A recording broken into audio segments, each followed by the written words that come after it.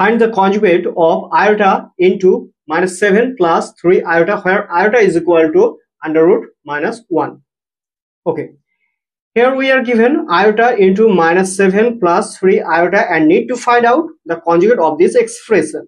So at first we need to multiply the expression minus 7 plus 3 iota with iota. It will be 7 iota minus 7 iota plus 3 iota square. Okay. Iota into iota, iota square. It will be minus 7 iota plus iota square. Since iota is equal to under root of minus 1, therefore iota square will be minus 1. It is minus 1 and plus 3, that is minus 3. It will be minus 3 minus 7 iota. Right this way. Okay.